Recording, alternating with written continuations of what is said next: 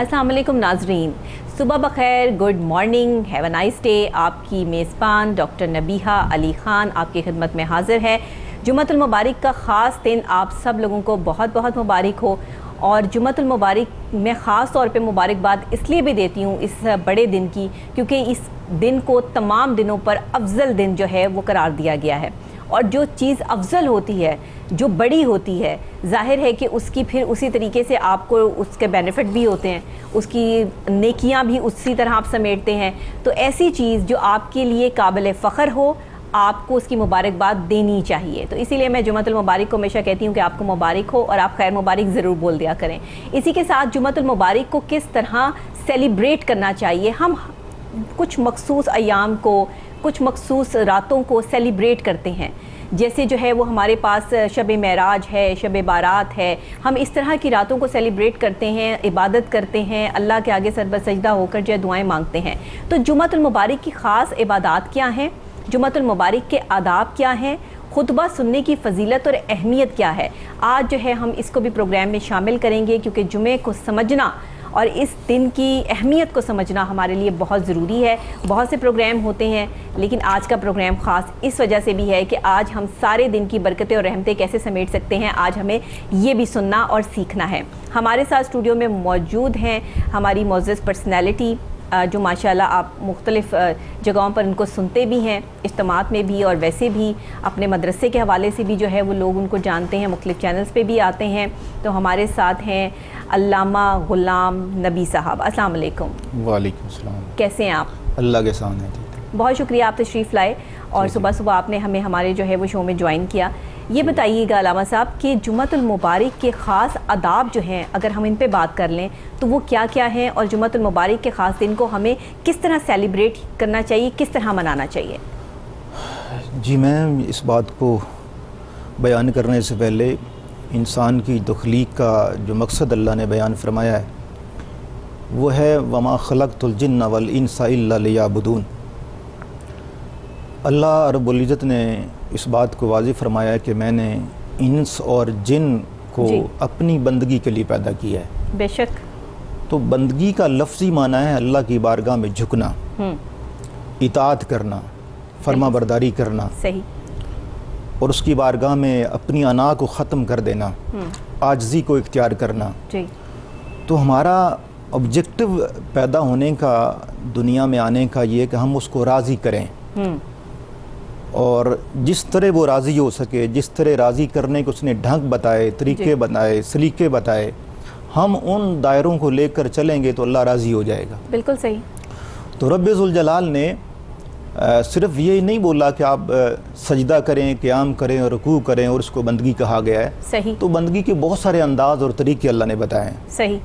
उसके अगर हम खल्क़ इंसानी को कोऑर्डिनेट कर रहे हैं तो ये भी बंदगी है, ये भी बंदगी। अगर हम उनके लिए आसानी पैदा कर रहे हैं तो ये भी बंदगी है। बिल्कुल ठीक। अगर हम रिज़्क़ हलाल कमाने के लिए एफर्ट कर रहे हैं तो ये भी बंदगी है। बंदगी है। सही बात है। अगर हम लोगों के साथ खुल्क़ इंसानी के साथ पेश आ रहे हैं तो ये भी बंदगी है। बिल्कुल सही।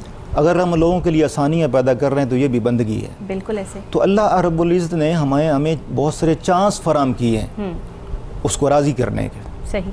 सही। तो उसमें से एक बहुत बड़ा जो चांस है वो जुम्मतुल मुबारक है। और जुम्मतुल मुबारक को सय्यदुल अय्याम करार दिया गया है। सही। दिनों को सरदार करार दिया गया है। और ये हर हफ्ते में एक चांस हमें दिया जाता है कि हम उसको राज़ी कर लें। सही। उसकी बारगाह में सजदा कर लें, उसकी बारगाह में झुक जाएं, उसकी बारगाह में अपनी अना को ख़त्म करके जाएं। सही। ताकि चूँकि झुकने वाले को अल्लाह पसंद करता है, ऐसा ही है, और तकब्बुर करने वाले से अल्लाह नफ़रत फरमाता है। तो लिहाजा जैसा कि शब कदर है, जैसा कि शब बारात है, जैसा कि ईदैन की रातें हैं, और ये सारे हमारे लिए चांस हमें प्रोवाइड किए गए हैं ताकि हम अल्लाह को राज़ी करने के लिए एफर्ट करें। तो रब्बे ज़ुल जलाल ने बंदे को ये रास्ते बताए और ये तरीके बताए जी, ताकि हम उसको उसकी बारगाह में आएँ और दुआ करें, इल्तिजा करें, मुनाजात करें जी, और उसको मनाने के लिए स्ट्रगल करें ताकि वो हमसे राज़ी हो। अल्लामा साहब, तमाम दिनों पे अफजल दिन जुम्मतुल मुबारक को करार दे दिया गया है। जी जी। कहा गया कि अगर क़यामत आएगी तो वो भी जुम्मतुल मुबारक का दिन होगा। जी जी जी।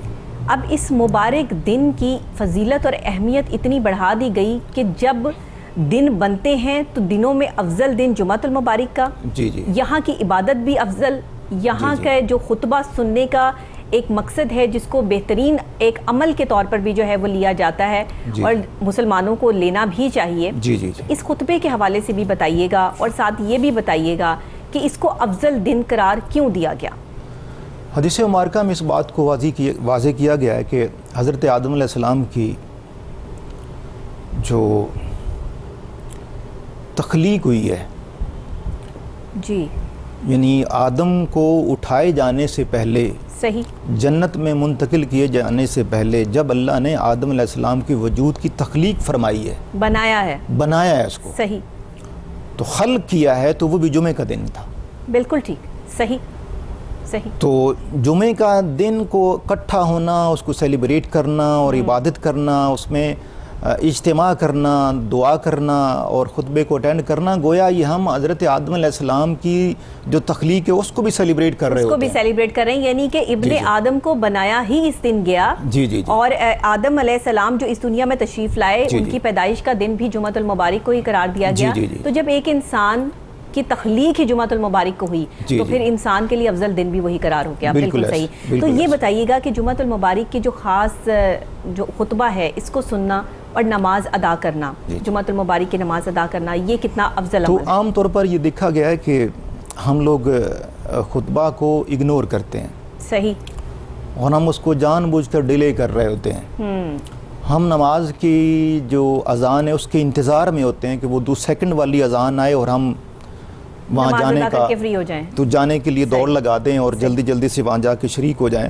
तो ऐसा नहीं है। हमारे नबी सल्लल्लाहु अलैहि वसल्लम ने सल्लल्लाहु अलैहि वसल्लम का खुतबा इरशाद फरमाना हमारे लिए वो सर तस्लीम खम करने के लिए काफ़ी है। बिल्कुल सही। तो सहाबा कराम आपके आने से पहले वहाँ मौजूद होते थे और ऐसे आपके खुतबा को सुना जाता था जैसे उनके सरों पर परिंदे बैठे हुए हैं कि हल्का सा भी जुम्बश करेंगे तो वो उड़ जाएंगे। उड़ जाएंगे, सही। तो बड़े इन्हिमाक के साथ, बड़ी तवज्जो के साथ और बड़ी आपके चेहरा मुबारक को देखते भी और सर झुकाते भी और कभी आंखें खोलते और आपका दीदार भी करते और आप दीदार में वो महव हो जाते थे।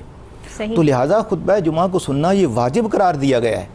हमने इसको वेटलेस कर दिया है, तो ये वेटलेस करने का हमें इजाज़त नहीं है। अभी तो क्योंकि साउंड सिस्टम पे भी ज़ाहिर है पाबंदी आयद है, तो जी, जी। ये जो खुतबा अब दिया जाता है ये सराउंडिंग के जितने लोग हैं वही सुन सकते हैं। जी, जी। पहले तो ऐसे खुतबा हुआ करता था कि तमाम जो है वो आस पड़ोस के जितने लोग हैं, जितना उस एरिया में रहने वाले लोग हैं, वो सब खुतबे को सुना करते थे। जी, जी। लेकिन फिर देखा गया कि खुतबे की सिर्फ इजाज़त मिल गई और उसके बाद जो है वो इस तरह का प्रोसेस रहा। आप क्या समझते हैं कि कोविड की सिचुएशन में जहां हालात ने हमें वहां लाके खड़ा कर दिया, जहां हम इबादत में भी, अल्लाह के घर जाने पे भी जो है वो एक दूसरे के साथ खड़े होने पे भी वो डर और खौफ महसूस करने लगे कि किसी से हमें कोविड-19 का ये जो वायरस है वो ना लग जाए, ये हम किस दौराहे पे आके खड़े हो गए कि जहां जुमातुल मुबारक के, लेकिन मैंने देखा कि मसाजिद आबाद हैं, अब भी वहाँ पर जुमातुल मुबारक के खुतबे हो रहे हैं, लोग जो है वो किसी भी डर और खौफ के बगैर जो है नमाज जुमा अदा कर रहे हैं, बेहतरीन चीज़ है।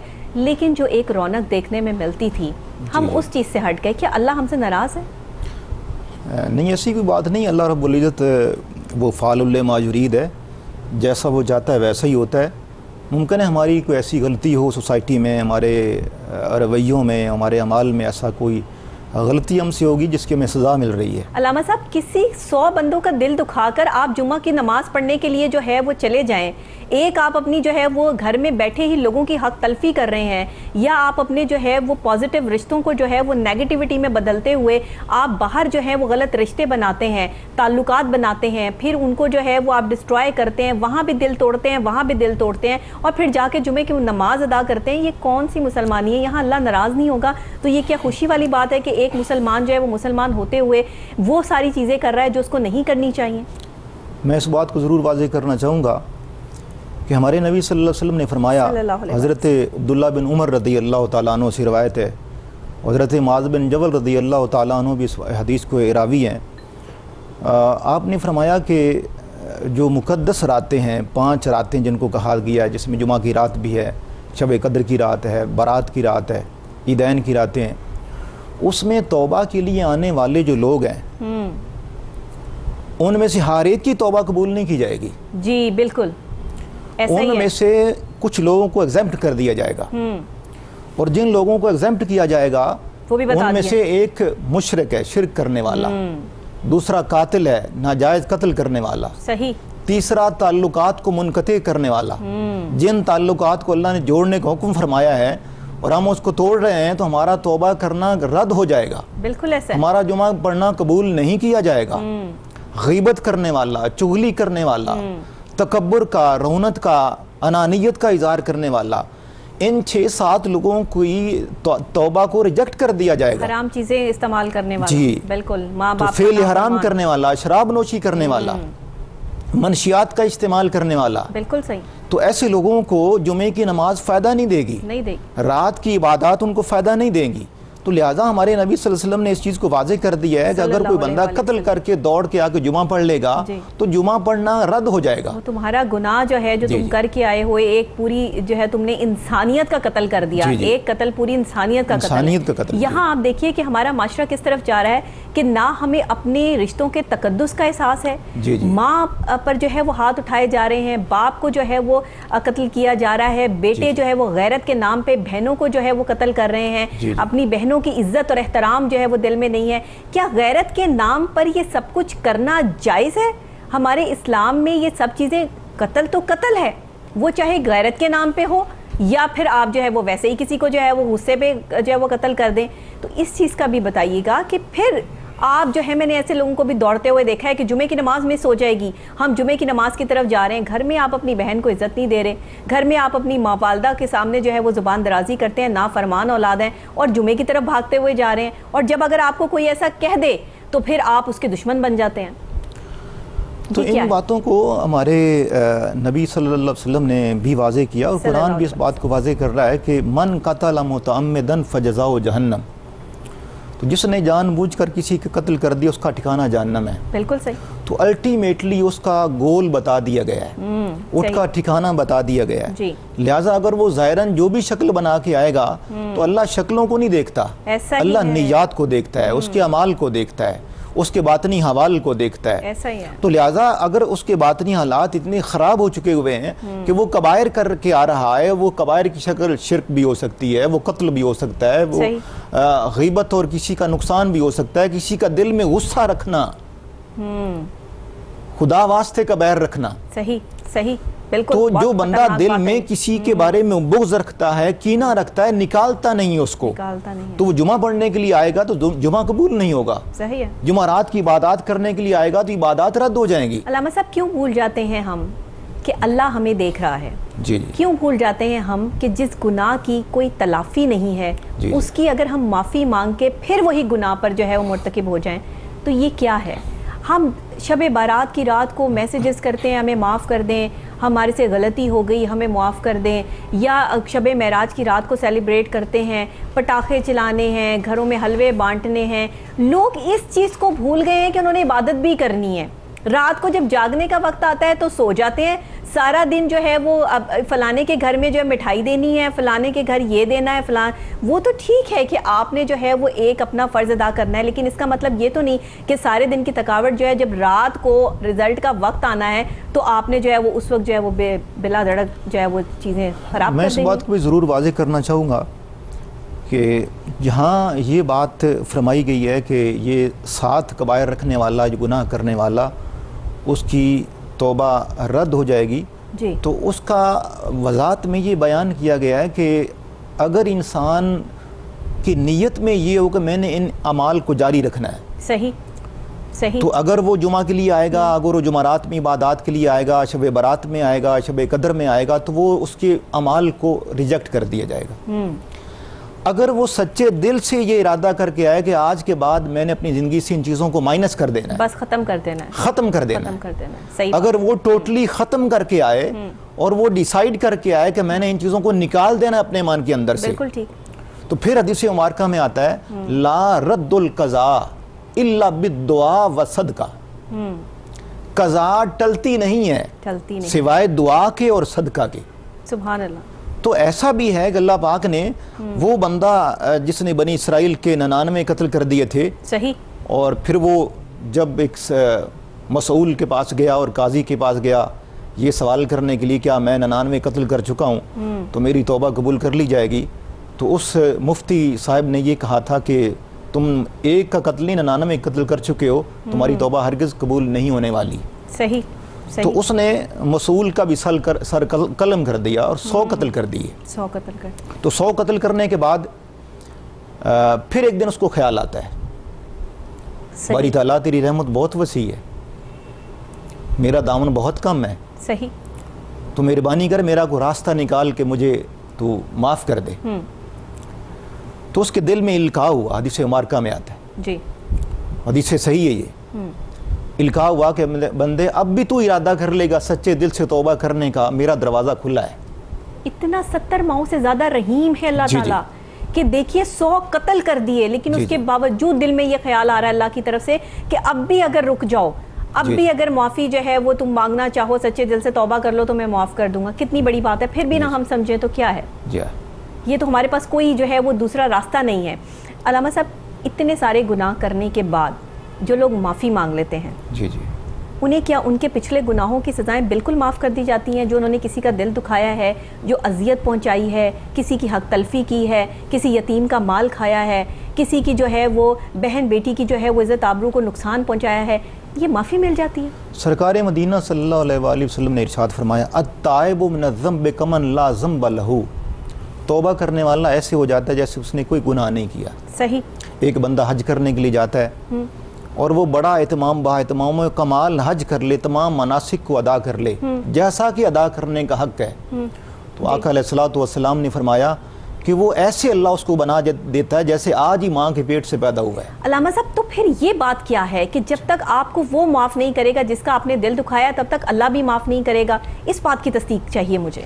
ہاں، جہاں تک وہ کل بات کا تعلق ہے، ہم نے براہ راست کسی کا دل توڑا، کسی کا دل دکھایا، ہم نے کسی کی حق تلفی کی، ہم نے کسی سے کا قرض لیا اور نہیں لوٹایا، صحیح، تو ہم نے کسی کا مالی جانی اخلاقی نقصان کیا، صحیح، اگر وہ بندہ حیات ہے صحیح، تو اس کے پاس جا کے اس سے پہلے معافی طلب کرے، جی تبھی معافی ہوگی نا، ایسے تو معافی نہیں ہوگی کہ اللہ کے آگے جو ہے وہ رو رو کے آپ معافی مانگ لیں اور اس بندے جس کو اذیت پہنچائی، تکلیف پہنچائی ہے، یا جس کی عزت آپ نے خراب کر دی ہے، تو آپ اس کو جو ہے وہ کس طریقے سے، جب تک وہ بندہ معاف نہیں کرے گا تب تک تو کوئی معاف نہیں کرے گا، معاف نہیں کیا جائے گا۔ کتنی ہماری بہن بیٹیاں بچیاں اس دنیا سے رخصت ہو گئیں، کتنے ہمارے درندے جو ہیں وہ آج بھی دندناتے جو ہے وہ پھر رہے ہیں، ہمارے معاشرے کا یہ حال ہو گیا، تو کل کو جا کے اگر وہ کیا جو ہے وہ اللہ کے آگے رو رو کر جو ہے وہ سجدے میں معافی مانگ لیں تو کیا اللہ انہیں معاف کر دے گا؟ وہ بہن بیٹیاں، وہ بچیاں جو اپنی عزتوں سے جہاں ہاتھ دھو بیٹھی ہیں، اس دنیا سے رخصت ہو گئی، ان کے ان لواحقین کا کیا، ان لوگوں کا کیا، ان کے دکھ درد کا مداوع جو ہے وہ کون کرے گا؟ تو ایسے لوگوں کے لیے جو ہے وہ اللہ کا حکم کیا ہے؟ اللہ رب العزت نے جو اپنے بندے سے 70 ماؤں سے بڑھ کر پیار کرتا ہے،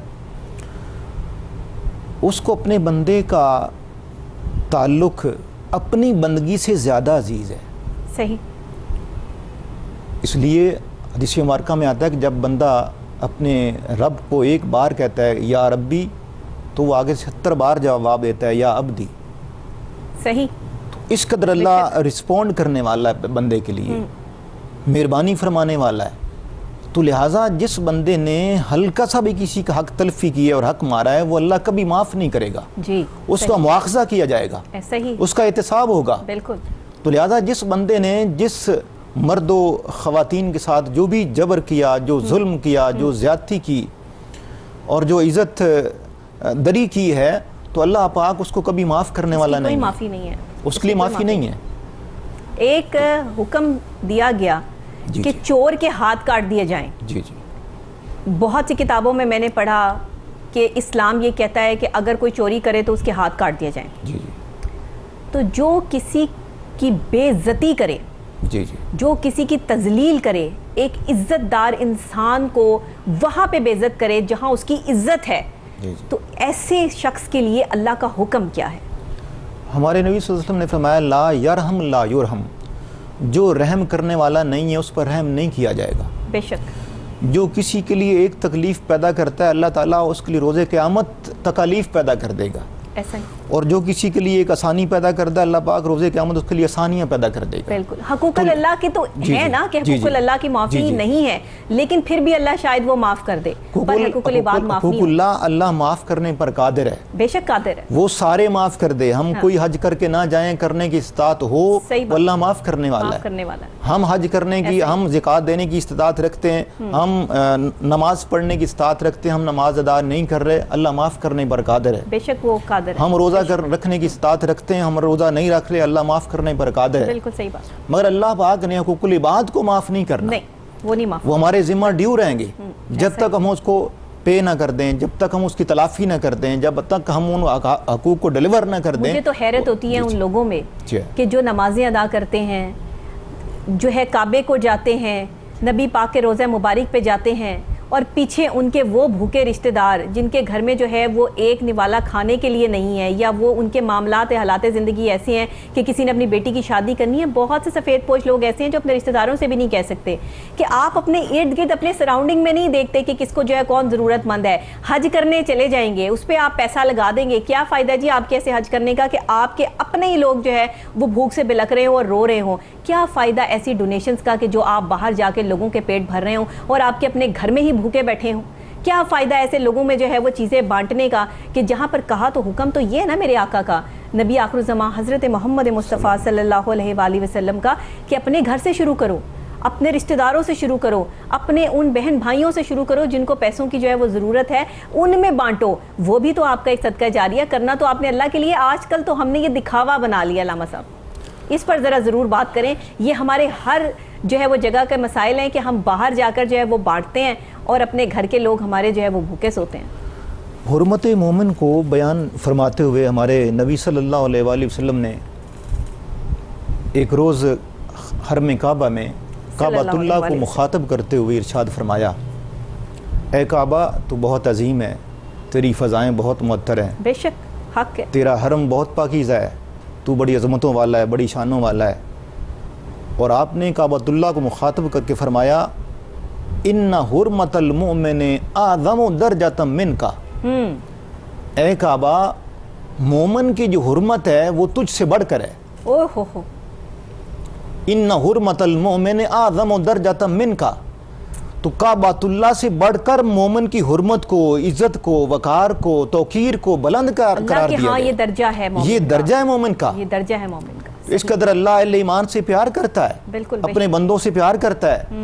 تو ہم لوگوں کی حرمت دری کریں، ہم لوگوں کا حرمت کی پامالی کریں اور کعبۃ اللہ میں جا کر حج اور عمرے ادا کریں. اللہ کیسے راضی ہو سکتا ہے؟ تو لہٰذا پہلے ہمیں حرمت مومن کی تقدیس کو ملوز خاطر رکھنا ہوگا. بس ہم نے اپنے اندر جھانک کے نہیں دیکھا علامہ صاحب. جی. ہم نے صرف باہر کی دنیا کو دیکھا اور انگلی اٹھانا سیکھ لیا. فلاں ایسا ہے، فلاں ایسا ہے، میں تو بہت پاک باز ہوں. آپ یہ تعین نہیں کر سکتے، میں یہ تعین نہیں کر سکتی. ہم سب کو چاہیے کہ ہم دوسروں پہ انگلی اٹھانا بند کر دیں.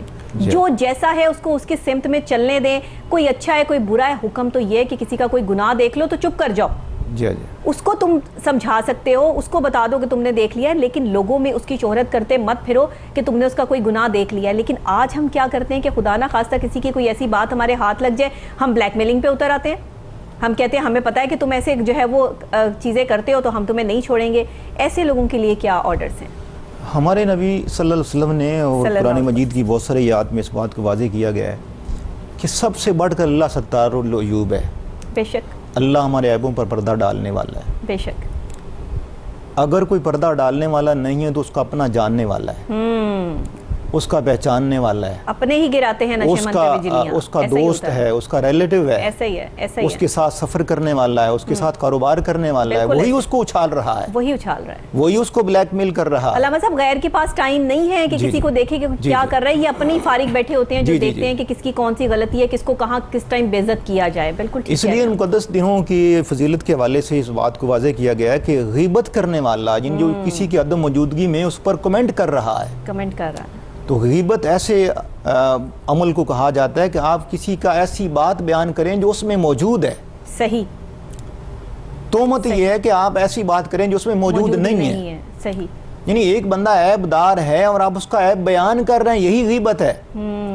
اور حدیث مبارکہ میں یہ واضح کیا گیا غیبت کرنے والا، چغلی کرنے والے کی توبہ اگر وہ ایسا عمل جاری رکھے ہوئے ہے تو نہیں مانا جائے گا اس کو.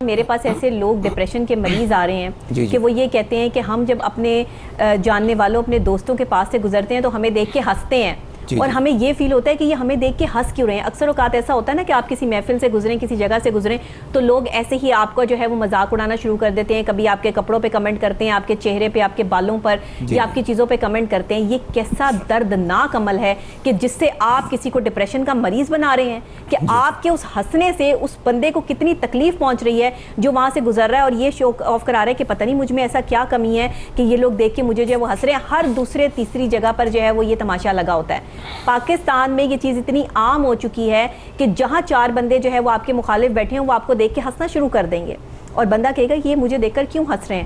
کچھ تو میری طرح کے لوگ ہوتے ہیں نا جو نگلیکٹ کر دیتے ہیں کہ ٹھیک ہے جی مینٹل کیس ہیں، آپ ان کو نگلیکٹ کر دیجئے. لیکن کچھ ایسے سینسٹیو لوگ بھی ہوتے ہیں کہ جو کہتے ہیں کہ نہیں انہوں یہ ہنسے کیوں، وہ یہ سوچ سوچ کے پریشان ہو جاتے ہیں اور اپنے آپ کو ذہنی مریض بنا لیتے ہیں. ایسے لوگوں کے لیے کیا حکم ہے؟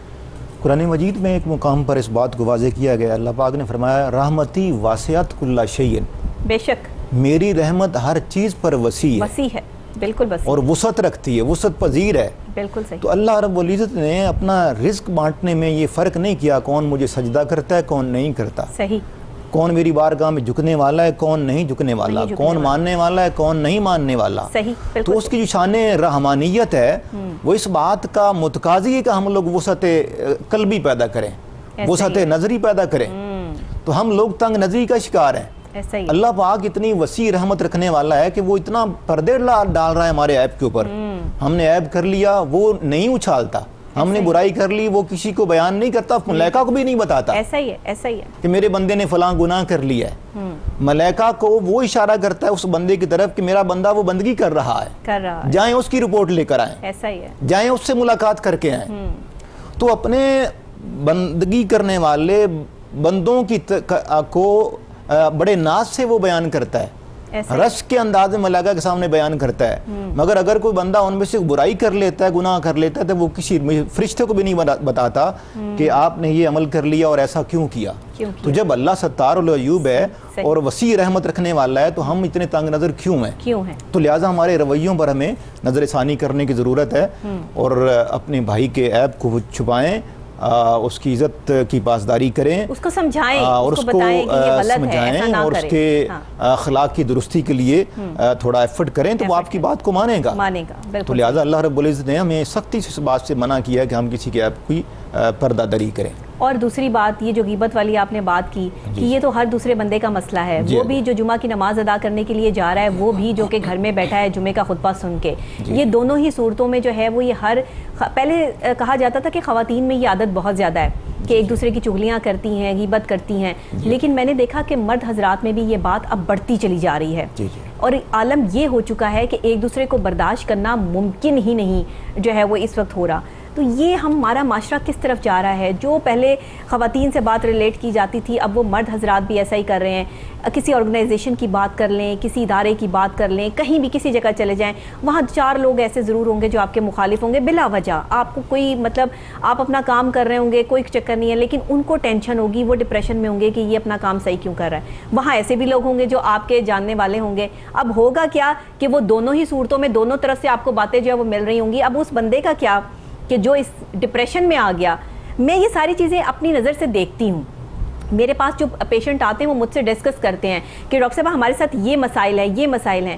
آج ہم اللہ سے دور ہیں، آج ہم یقین سے دور ہیں، آج ہم اپنے رسول کے احکامات سے دور ہیں، جس کی وجہ سے ہم اس تنگ نظری کا شکار ہیں، جس کی وجہ سے ہم ڈپریشن میں آ چکے ہیں. علامہ صاحب اب ہمیں کرنا کیا ہے؟ جی ہمارے نبی قرآن مجید میں ایک مقام پر غیبت کے حوالے سے واضح کیا گیا ہے لا یغتب بعضکم بعضا ایحب احدکم ان یاکل اللحم اخیہ میتا فکرہتموہ، کہ ایک دوسرے کی غیبت مت کرو. کیا تمہیں یہ بات پسند ہے کہ تم ایک اپنے مردہ بھائی کا گوشت کھاؤ؟ بالکل صحیح، بالکل صحیح. تو یہ اتنا کبیح عمل ہے، اتنا ناپسندیدہ عمل ہے اور اتنا یہ کراہت والا عمل ہے، اللہ نے اس کو اتنا ناپسند فرمایا ہے کہ اے بندے اگر تو ایسا عمل کر رہا ہے، کسی کی غیبت کر رہا ہے، کسی کی چغلی کر رہا ہے، کسی پر بیڈ کمنٹ کر رہا ہے، تو گویا تو اپنے سامنے رکھے ہوئے مردہ بھائی کی ڈیڈ باڈی کو نوچ نوچ کے کھا رہا ہے۔ اور یہ کوئی کیسے کر سکتا ہے؟ تو یہ کیسے ہو سکتا ہے؟ کیسے ہو سکتا ہے؟ یہ بندہ کیسے گوارا کر سکتا ہے؟ تو جیسے اے بندے تو یہ گوارا نہیں کر سکتا تو یہ کیسے گوارا کر رہا ہے کہ اپنے بھائی کے اس عمل کو ڈسکس کر رہا ہے جو تجھے اچھا نہیں لگتا؟ اچھا نہیں، تمہیں اچھا نہیں لگتا تو اس کا مطلب یہ نہیں کہ تم سارے میں اس کی جو ہے وہ تذلیل کرو اور بے عزتی کرو، اس سے تو لہٰذا ہمیں دوسرے کی عزت افزائی کرنے کا حکم فرمایا گیا ہے، دوسرے کی عزت کو بڑھانے کو حکم فرمایا گیا ہے، دوسرے کو حوصلہ افزائی کرنے کو حکم دیا گیا ہے، اور اخوت کو، بھائی چارے کو، مروت کو، مودت کو، اپنائیت کو پھیلانے کا حکم دیا گیا ہے، نہ کہ یہ چیزیں ڈسکس کر کے نفرتیں پیدا کرنے کا۔ جمعۃ المبارک کے خطبے میں جب نبی آخر الزماں حضرت محمد مصطفیٰ صلی اللہ علیہ وآلہ وسلم کے احکامات کے بارے میں بتایا جاتا ہے، علامہ صاحب جو ہے امام مسجد جو ہیں جب یہ چیزیں بتا رہے ہوتے ہیں، ہم اس کو اپنی ذاتی زندگی سے ریلیٹ کس طرح جو ہے وہ کر سکتے ہیں؟ اور دوسری خاص بات کہ کچھ ہمارے ایسے بھی مولوی حضرات ہیں جو کہ صرف احادیث بتا کر بات ختم کر دیتے ہیں، اس کو زندگی سے ریلیٹ نہیں کرتے۔ جیسے آج ہم یہ پروگرام کر رہے ہیں، آپ زندگی سے ریلیٹ کرتے ہوئے ان چیزوں کو جو ہے وہ لے کے چل رہے ہیں کہ جمعۃ المبارک کا جو ہے نماز ادا کرنی کتنی ضروری ہے، لیکن ضروری تو ہے، پر وہاں پہ اور کیا چیزیں ضروری ہیں کہ آپ میں کون سی ایسی باتیں جو نہیں ہونی چاہیے جو ہم میں ہیں، تو اس کے بعد اگر آپ نماز ادا کریں گے تو کیا وہ قبول ہوگی یا نہیں ہوگی؟ سرکار آج غلطی تو ہے نا۔ سرکار مدینہ صلی اللہ علیہ وآلہ وسلم کے اگر ہم ان کے اسوہ کا مطالعہ کرتے ہیں تو آپ کے اسوہ میں یہ چیزیں بڑی واضح طور پر ہمیں میسر آتی ہیں، بے شک، کہ سرکار مدینہ صلی اللہ علیہ وآلہ وسلم جن صحابہ کرام کی اور صحابیات کی امامت فرما رہے ہوتے تھے، اگر آپ دیکھتے کہ ان میں کوئی بوڑھا آدمی ہے اور وہ لمبا قیام نہیں کر سکتا، صحیح، تو آپ اس بندے کی خاطر نماز کی قرات کو مختصر فرما دیتے تھے۔ اندازہ کیجئے، خوبصورتی دیکھیے جی ہاں، اور اگر آپ حتیٰ کہ آپ کو ان خواتین کے ساتھ آئے ہوئے بچوں کے رونے کی آواز آئی کسی کی، صحیح، تو آپ نے بچے کی رونے کی آواز کو سن کر نماز کو مختصر فرما دیا تاکہ ماں اس بچے کو اٹھائے اور گھر لے جائے اور اس کے بہلاوے کا انتظام کرے، دوسروں کو ڈسٹرب بھی نہیں کرنا، اور آپ نے اپنا طریقہ عمل کیا رکھنا ہے، یہ میرے نبی آخر الزماں حضرت محمد مصطفیٰ صلی اللہ علیہ وآلہ وسلم نے سمجھا دیا نا، بتا دیا، تو ہم نے فالو کیوں نہیں کیا؟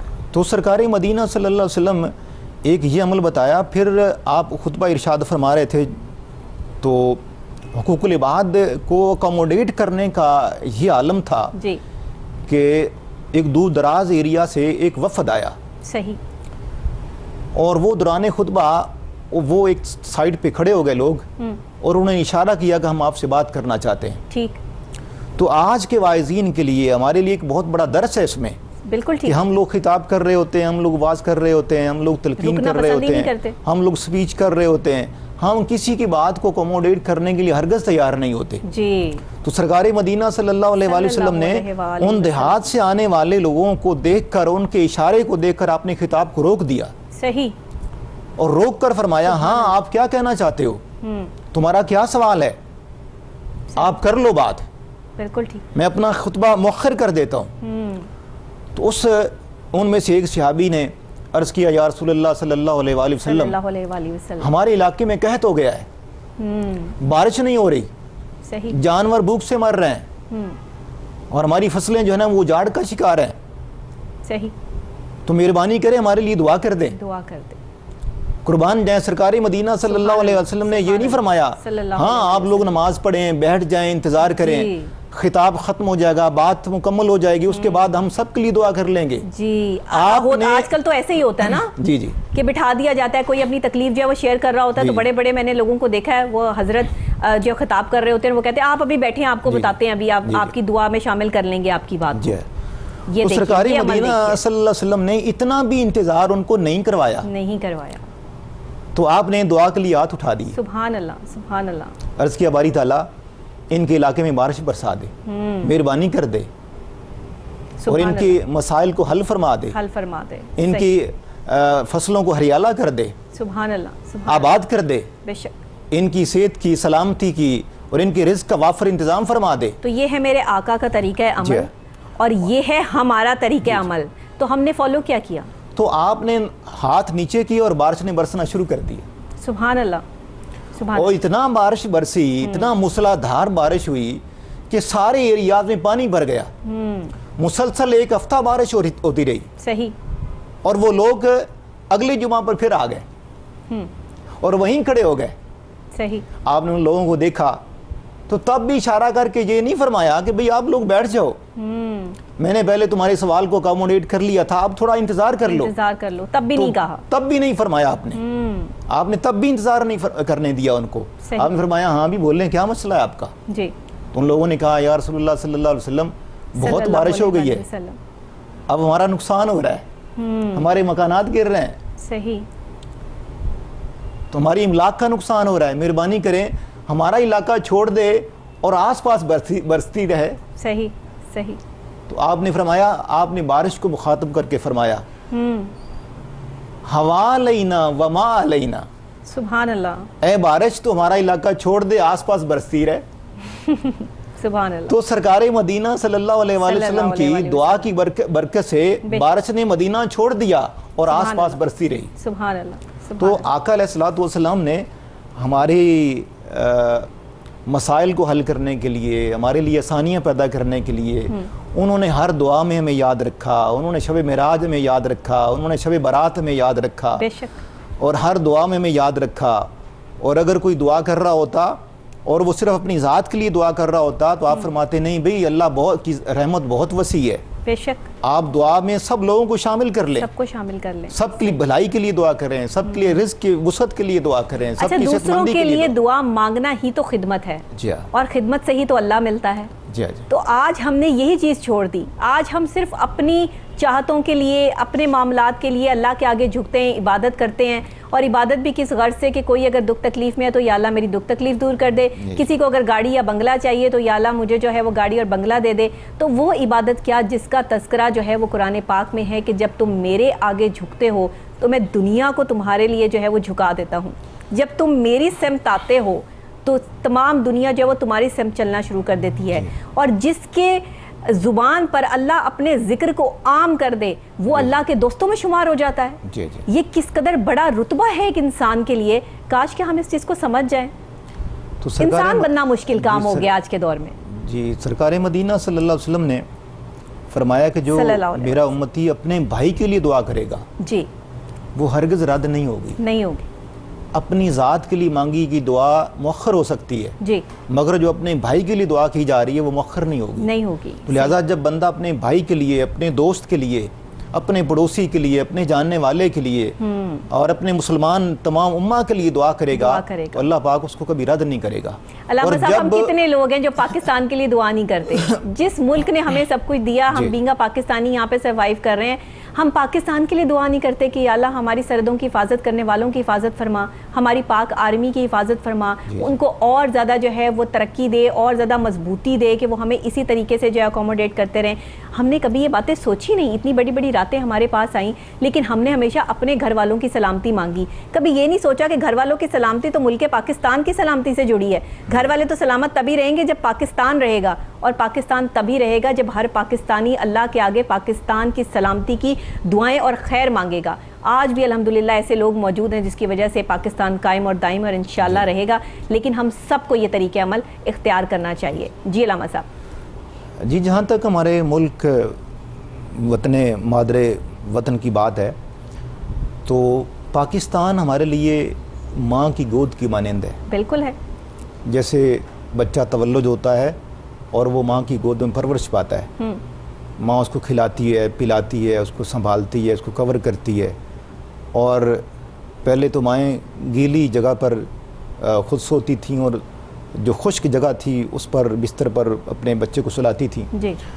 تو یہ وطن پاکستان ہمیں اللہ تعالیٰ کی طرف گفٹ ملا ہے. گفٹ ملا ہے, بالکل بالکل. تو اللہ تعالیٰ نے ہمیں جو زندگی میں انعامات عطا فرمانے تھے ان میں سے بہت بڑا جو انعام ہے ایک وہ پاکستان, ملک پاکستان. بے شک, بے شک. تو لہٰذا ہمیں پاکستان کی سلامتی کے لیے, اس کے دوام کے لیے, اس کے قیام کے لیے, اس کی معیشت کو بہتر کرنے کے لیے, اس کی پالیٹکس کو بہتر کرنے کے لیے, اس کی سماج کو بہتر کرنے کے لیے, اس کی سوسائٹی کو بہتر کرنے کے لیے, اس میں کاروبار حیات کو بہتر کرنے کے لیے تو ہمیں ہر لحاظ سے اس کے لیے دعا علامہ گو صاحب رہنا چاہیے. جمعۃ المبارک کے خطبے میں بھی اس چیز کو شامل ہونا چاہیے، کیا جانا چاہیے. جی. بہت سی بڑی مساجد میں جو ہے وہ اس دعا کو شامل کیا جاتا ہے، لیکن سب جگہ پر، ہر جگہ پر اس چیز کا اہتمام کرنا چاہیے، کیونکہ جب ہم جمعۃ المبارک کی بات کرتے ہیں، نماز کی ادائیگی کی بات کرتے ہیں، تو اس سے ریلیٹ ہو جاتی ہیں یہ تمام چیزیں جو آج ہم نے ڈسکس کی ہیں کہ کون سے ایسے لوگ ہیں جن کی نماز قبول ہو جاتی ہے، کون سے ایسے لوگ ہیں جن کی نمازیں قبول نہیں ہوں گی اگر وہ عمل کرتے رہیں گے. ہاں، کوئی توبہ استغفار کر لے اور اپنے عمل سے باز آ جائے،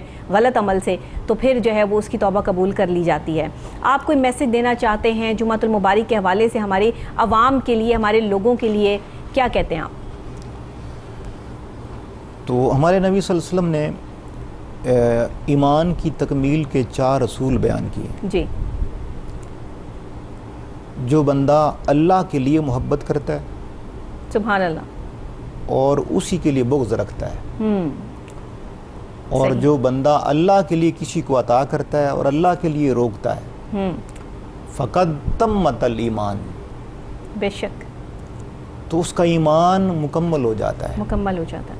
صحیح. تو لہٰذا ہمیں جمعہ کے خطبہ میں ان چیزوں کو ریئلائز کروانا چاہیے کہ ہم ایک مسلمان ہیں، ہم ایک پیارے لاڈلے نبی صلی اللہ علیہ وسلم کی امت ہیں، ہم پاکستانی ہیں، اور ہمیں دیس آزادی کے لیے دیس ملا ہے، اس کی قدر کریں، اس کا ریگارڈ کریں، اس کے لیے دعائیں کریں، اور ہم اللہ کے لیے محبت کو فوکس کریں. جی. صحیح. اپنی محبتوں کو رجحان اللہ کی ذات کی طرف لے کر جائیں جو 70 ماؤں سے بڑھ کر پیار کرنے والا ہے.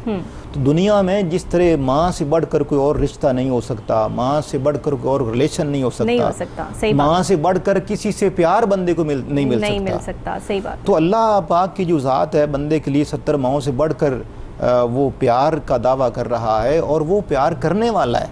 تو اگر ہم سچے دل کے ساتھ اس کی طرف رجوع کر لیں، اس کے ساتھ متعلق ہو جائیں، اس کے ساتھ منسلک ہو جائیں، اس کے ساتھ تعلق بندگی کو استوار کر لیں، تو اللہ ہماری ہر مشکل کو حل کرنے والا ہے، ہماری ہر دعا کو قبول کرنے والا ہے، ہمارے ہر مسئلے کا راستہ نکالنے والا ہے. ایسا ہی ہے. تو جب بندہ 70 ماؤں سے بڑھ کر بندے سے پیار کر رہا ہے تو وہ کیوں ہمارے لیے آسانیاں پیدا نہیں کرے گا؟ ایسا ہی ہے. تو لہٰذا ہمیں سنسیئر ہو جانا چاہیے اپنی بندگی میں، اطاعت میں، خلق میں، اخلاق میں، رویوں میں، برتاؤ میں، ایسا ہی اپنے رشتوں کے ساتھ تعلقات کو بڑھانے میں. بالکل ایسے ہی. تو لہٰذا وہ باتیں جن سے اللہ ناراض ہوتا ہے ان کو ترک کر دیا جائے، اور جن سے وہ راضی ہوتے ہیں، اللہ کا رسول راضی ہوتا ہے، ان چیزوں کو اپنا لیا جائے، اور ان کو جمعہ کے موقع پر دعاؤں میں شریک کر لیا جائے اور خطبات کا حصہ بنا دیا جائے. تو میں یہ سمجھتا ہوں کہ ہماری سوسائٹی میں بہت ساری تبدیلیاں پیدا ہو سکتی ہیں. بالکل. اور جب جمعہ کی نماز مس ہو جاتی ہے تو اکثر لوگ تکلیف میں آ جاتے ہیں کہ ہم سے جمعہ کی نماز جو ہے وہ مس ہو گئی ہے. حکم یہ دیا جاتا ہے کہ جتنی نماز ملے اتنی ادا کر لیں، اور تیز قدم چل کر جو ہے وہ نہ جائیں، بلکہ آپ کو جتنے قدم جو ہے وہ آپ آسانی سے چل کر جو ہے مسجد کی طرف جائیں، اتنے قدم آپ جو ہے وہ لیں، اور جتنی آپ کو نماز مل جائے اتنی ادا کریں، کیونکہ اللہ نیتیں دیکھتا ہے. تو اگر ہمارے لیے جو ہے وہ یہ اتنا سختی ہوتی جمعہ کی نماز کے حوالے سے، تو پھر یہاں تو پھر پتہ نہیں کیا مسائل جو ہے وہ کریٹ ہو جاتے ہیں. آج ہم دیکھ رہے ہیں کہ ہمارے جو ہے ملک پاکستان میں ایک انتشار کی کیفیت ہے. کووڈ-19 کی وجہ سے جو سچویشن ہے اس میں جمعۃ المبارک کی نماز کی ادائیگی، پابندیاں اور یہ ساری چیزیں SOPs کو فالو کرتے ہوئے سب لوگ ایک دوسرے سے جو ہے وہ ہاتھ نہیں ملا رہے، گلے نہیں مل رہے. پہلے کیا ہوتا تھا کہ جمعہ کو جب نماز پڑھنے آتے تو سب ایک دوسرے سے گلے ملتے تھے، ہاتھ ملاتے تھے، اس سے محبت بڑھتی تھی. آج وہ محبت کا ایک ایلیمنٹ جو ہے وہ صرف دلوں تک محدود ہو کے رہ گیا اور ہمارے جسموں میں ختم ہو گیا، کیونکہ ہمارے پاس ایک ایسا وائرس آ گیا کہ جس سے ہر شخص خوف زدہ ہے. تو علامہ صاحب ہمیں اس سے بچنے کے لیے کس طریقے سے SOPs کو بھی فالو کرنا ہے، نماز کو بھی ادائیگی کرنی ہے اور اپنے رشتوں کو بھی نبھانا ہے؟ قرآن مجید میں ایک مقام پر اللہ پاک نے فرمایا فَفِرُّوا إِلَى اللَّهِ إِنِّي لَكُم مِّنْهُ نَذِيرٌ مُّبِينٌ، کہ اللہ کی طرف دوڑ کے جاؤ. صحیح. اب دوڑ کر جانے کا مقصد یہ ہے کہ آپ کے اندر ایک پیشن کریٹ کریں اس کے لیے. جب اذان ہوتی تھی سرکار مدینہ صلی اللہ علیہ وسلم نماز کے لیے تیاری میں لگ جاتے تھے. صحیح. وضو فرماتے، اہتمام کرتے.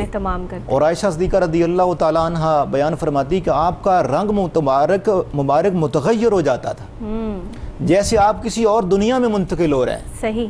یعنی آپ کے احساس میں اس دنیا سے نکل کر اس دنیا میں عالم بالا میں جانے کا سفر شروع ہو جاتا. نماز کی ادائیگی کے لیے اتنا اہتمام ضروری ہے، اتنا اہتمام کرتے تھے. تو لہذا یہ ہے کہ ہم لوگ آخری خطبے کی اذان کا انتظار کریں. جب پہلی اذان آتی ہے تو ہمیں اس کے لیے تیاری میں مصروف ہو جانا چاہیے. صحیح. ہم غسل کریں, وضو کریں, اہتمام کریں, خوشبو لگائیں, اچھے کپڑے پہنیں, تیاری کر کے جائیں. تو تیاری کر کے جانے والا اور رغبت کے ساتھ جانے والا, روزے قیامت اس کے بارے میں کہا گیا ہے کہ جب لوگ نفسا نفسی کے عالم میں ہوں گے, ایسے بندے کو عرش کے سائے کے نیچے کھڑا کیا جائے گا. سبحان اللہ, سبحان اللہ. یعنی وہ 7 لوگ جن کو عرش کا سایہ عطا کیا جائے گا, ان میں سے ایک بندہ وہ بھی ہے جو رغبت کے ساتھ شوق سے چل کر مسجد کی طرف جاتا ہے. سبحان اللہ. اور جس کا دل وہاں ایسے لگ جاتا ہے جیسے مچھلی کا پانی میں لگتا ہے. واہ واہ واہ. تو ایسے بندے کے لیے روزے قیامت یہ گفٹ ہوگا. گفٹ ہوگا. صحیح. جب تمازت آفتاب سے پسینہ اور خون پگھل کر بندے کے وجود سے 7 میل تک جائے گا, اور بندے کو ہوش نہیں ہوگا کہ میں کہاں ہوں. صحیح. تو اس روز اللہ پاک اس کو اپنے عرش کا سایہ دے گا, جو رغبت کے ساتھ, جو پیشن کے ساتھ, جو جذبے کے ساتھ اللہ کے گھر کی طرف جائے گا. آج ہم پیشن کے ساتھ ڈاکٹر بنتے ہیں, انجینئر بنتے ہیں, پائلٹ بنتے ہیں. آج ہم پیشن کے ساتھ جو ہے نہ تو علامہ بننا چاہتے ہیں, نہ جو ہے وہ ہم کوئی عالم دین بننا چاہتے ہیں. ہم اپنے بچوں کو بنانا بھی نہیں چاہتے نا. دور ایسا آ گیا کہ ہم جو ہے وہ اس چیز کو کرتے بھی نہیں. حالانکہ آج ضرورت ہے کہ ماڈرن لوگ اس شعبے میں آئیں, اس طرح سے اسلام کو پھیلائیں کہ جن کی بات کو لوگ سمجھیں. ینگسٹرز ہمارے جو ہیں وہ بالکل, اب میں دیکھتی ہوں کہ بہت سارے ایسے ینگسٹرز ہیں جو اس فیلڈ میں بھی آ رہے ہیں, علامہ کا کورس کر رہے ہیں, باقاعدہ طور پر اسلام کو سمجھ رہے ہیں. حافظ قرآن میں نے ایسے دیکھے ہیں کہ جو قرآن پاک کو جو ہے وہ پڑھتے ہی نہیں ہیں, جن کے سینوں میں قرآن جو ہے وہ اللہ تعالیٰ نے فکس کر دیا. یہ چھوٹی بات تو نہیں ہے, یہ تو بہت بڑا مقام ہے اس شخص کے لیے کہ جو اپنے ارد گرد والوں کو سب کو بخشوا دے گا کہ وہ حافظ قرآن ہے. تو آج ہم دیکھیں تو حافظ قرآن کی جو ہے وہ ایک نیا رنگ ہمیں نظر آتا ہے. یہاں پر ان لوگوں کو کیسا اپنا طریقہ عمل رکھنا چاہیے؟ جی, سرکار مدینہ صلی اللہ علیہ وسلم نے فرمایا کہ بنی اسرائیل کے بندوں میں سے ایک بندے کا حال بیان کرتے ہوئے فرمایا کہ وہ بندہ بہت گناہ گار تھا جی, اور اس شخص کے لیے جہنم کو ڈکلیئر کر دیا گیا, ڈیسائیڈ ہو جائے گا, جہنم ڈیسائیڈ ہو جائے گی. تو جب قبر میں اس سے ملائکہ سوال کرنے کے لیے جائیں گے تو ان سوال کرنے والے ملائکہ کو یہ بات کنوے کی جائے گی کہ یہ وہ بندہ ہے جس نے اپنا ایک بیٹا چھوڑا ہے دنیا میں جی, اور اس نے آج میرے کلام سے اپنی تدریس کا آغاز کیا ہے. صحیح. تو اے ملائکہ اس کو چھوڑ دو, معاف کر دو اس کو. اتنا بڑا رتبہ ہے. اتنا بڑا رتبہ ہے. صحیح. سبحان حضرت عیسیٰ علیہ السلام کے بارے میں آتا ہے کہ وہ ایک قبرستان میں سے گزرے, انہوں نے دیکھا کہ ایک اہل قبر کو عذاب ہو رہا ہے جی. تو انہوں نے اللہ تعالیٰ کی بارگاہ میں عرض کی, باری تعالیٰ اس اہل قبر کو کیوں عذاب ہو رہا ہے؟ صحیح. تو اللہ نے فرمایا کہ یہ اپنے کپڑے ناپاک رکھتا تھا. صحیح. پاکیزگی کا لحاظ نہیں رکھتا تھا, اور یہ چغلی کرنے والا تھا. صحیح. آپ سفر پر گئے, سفر سے پھر واپس لوٹے, تو آپ نے اس قبر والے کا حوال کو دیکھا, تو آپ پر یہ بات منکشف ہوئی کہ ملائکہ سونے کے تشت میں ان کے لیے تحائف اور مشروبات پیش کر رہے ہیں. سبحان اللہ. صحیح. آپ بڑے حیرت زدہ ہوئے, تو اللہ کی بارگاہ میں سجدہ کیا جی, سجدہ ریز ہوئے, عرض کی, باری تعالیٰ میرے لیے خدا حل نہیں ہو رہا, مہربانی کریں جی, اور میرے اوپر اس بندے کے حوال کو منکشف کریں, اس نے کون سی نیکی کر لی صحیح کہ جب میں جا رہا تھا تو عذاب ہو رہا تھا, اور اب میں آ رہا ہوں تو اس کے لیے اور جب میں آ رہا ہوں تو ملائکہ سونے کی تشت میں اس کے لیے تحائف اور گفٹ اور مشروبات اور جنت کی جو کھانے پینے کی چیزیں ہیں وہ چیزیں پیش کر رہے ہیں. صحیح. صحیح. تو اللہ پاک نے القاء فرمایا کہ اے میرے پیارے نبی, اس کا ایک بیٹا تھا, اس بیٹے کی ماں نے اس کو پالا, جی. اور تدریس کا آغاز کرنے کے لیے میرے ایک نیک بندے کے پاس چلا گیا وہ، اور وہاں سے میرے کلام سے اس نے تدریس کا آغاز کیا. سبحان اللہ. تو جب اس نے میرے کلام سے تدریس کا آغاز کیا تو میری رحمت کو یہ گوارا نہ ہوا کہ اس کا بیٹا میرے کلام سے تدریس کا آغاز کرے اور میں اس کو عذاب دوں. واہ واہ واہ واہ، سبحان اللہ سبحان اللہ. عذاب دوں؟ بالکل صحیح. تو لہٰذا اللہ پاک اپنے کلام کی اس قدر لاج رکھنے والا ہے، بے شک، اس قدر اپنے کلام سے پیار کرنے والا ہے. بہت شکریہ علامہ صاحب آپ کا کہ آپ نے جو ہے وہ بہت خوبصورت انداز سے جو یہاں پر بات کی اور جس طرح سے یہ سمجھایا کہ جمعۃ المبارک کا خاص دن، اس کو منانے کی فضیلت اور اہمیت، اور جمعۃ المبارک کے آداب نماز کے ہیں. وہ نماز جو آپ ادا کر رہے ہیں وہ آپ کس نیت سے ادا کر رہے ہیں، اللہ کے آگے وہ نیت پیش ہوتی ہے. آپ 100 گناہ کر کے اور نماز ادا کر رہے ہوں، کسی کا دل دکھا رہے ہوں، تکلیف پہنچا رہے ہوں، اذیت پہنچا رہے ہوں، تو وہ گناہ آپ کا کنسیڈر ہوگا، اس کی سزا آپ کو ملے گی. یہ ایک آپ کا عمل ہے جو فرض عبادت ہے، یہ سب کو نماز پڑھنی ہے، مجھے آپ کو کسی کو معاف نہیں ہے. نماز تو ہم نے ادا کرنی ہی کرنی ہے، یہ ہماری فرض عبادت میں شامل ہے. لیکن کسی کا دل دکھانا فرض عبادت نہیں ہے. کسی کے دل میں جو ہے وہ اذیت کسی کو پہنچانا، کسی کی حق تلفی کرنا اور کسی کی عزت نفس کو ٹھیس پہنچانا، یہ وہ گناہ ہے جن کی کوئی تلافی نہیں ہے. تو اسی کے ساتھ ڈاکٹر نبیہہ علی خان کو اجازت دیجیے، اور اس دعا کے ساتھ کہ ہم اس جمعۃ المبارک کے خاص دن کو منائیں گے، سیلیبریٹ کریں گے، ایک دوسرے کو مبارکباد دیں گے، جمعے کا خطبہ بھی سنیں گے، اور ساتھ ہی جمعۃ المبارک کی نماز بھی ادا کریں گے. اسی کے ساتھ کل صبح نئے آغاز، نئے انداز کے ساتھ آپ سے دوبارہ ملاقات ہوگی. اللہ نے کے بعد.